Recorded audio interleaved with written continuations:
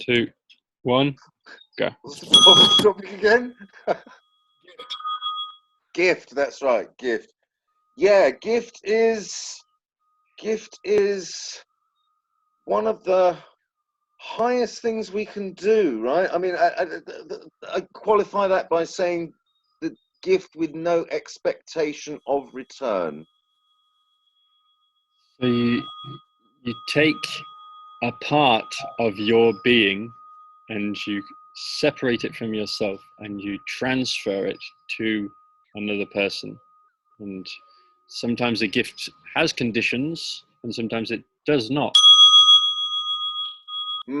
Sometimes a gift has conditions. If a gift has conditions, then it's part of a transaction, is it not? It's no longer a gift.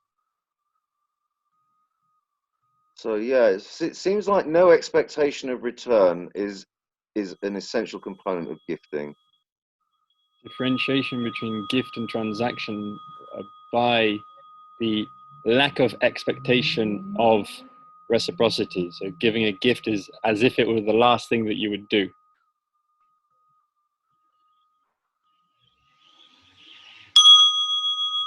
That's nice. Giving a gift as though it were the last thing you would do. That is the ultimate expression of no expectation of return. I'm just about to die. Here you go. Well, but then, well, I don't need it anymore, right? I'm going to die, therefore I can give it away, and it's not, you know, there's no cost to me, and I guess It's not that you give the gift knowing that you're going to die, is you give knowing that you might die in the next second, and that's what makes the beauty, the transience. I mean, that could be applied to every action that you take in your life, right? That it should be taken as though you could die in the next moment. And is this action worthy of your last act on this earth, right? That's a not bad way to live.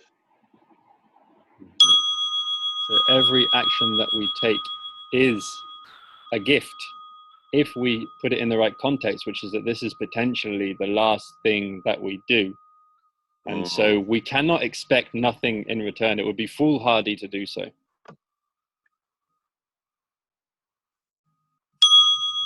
That's right. I could be dead now, but I'm not. Therefore, this moment is a gift. That's a really beautiful way to look at every moment in your life. I could have died yesterday or 5 minutes ago or whatever, but I didn't. I'm still here.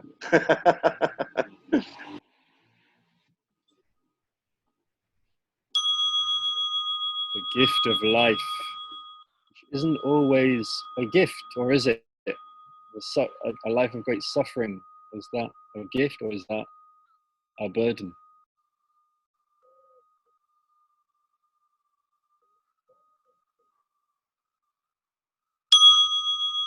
That's one of the great existential questions, isn't it? Is being worth it even in the face of great suffering? But I mean, there's a very good argument to be made that suffering is an inevitable consequence of life, and so bearing that suffering and living on life as though it were a gift anyway. Is suffering itself a gift? Is death a gift? Is genocide a gift? Are all these things gifts? If we can learn from them, are they a gift from the future to the present?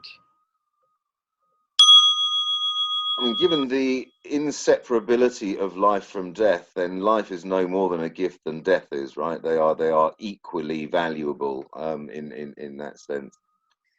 Just going back to the notion of the gift as a form of sacrifice, right? The giving of a valuable piece of yourself.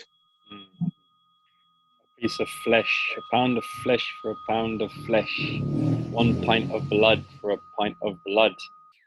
It's a transactional nature. But then the gift is, here is my hand, do what you will with it.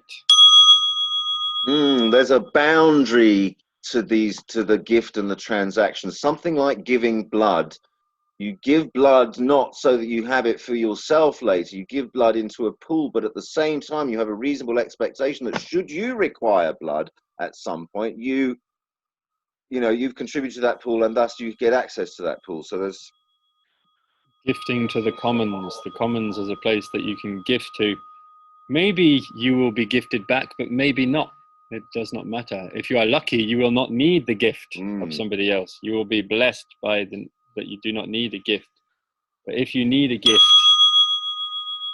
yeah, gifting to the commons. You don't need to give anything to anyone if all that is produced, all that is created is immediately gifted to the commons and becomes accessible to all. Yes, the gifting economy, that's it, done.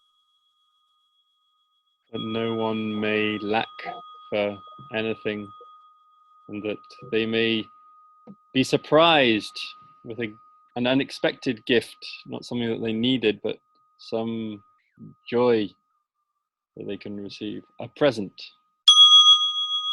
Yeah, where gifting becomes the normal, right? And your status is determined not by how much you acquire, but how much you give. The size of your contribution to the commons is that which determines your celebrity, if you like, in the society, right? That is what is honored. Competition of giving, a competition of philanthropy, who can be the most philanthropic, who can give the most joy, who can give the most wealth, peace,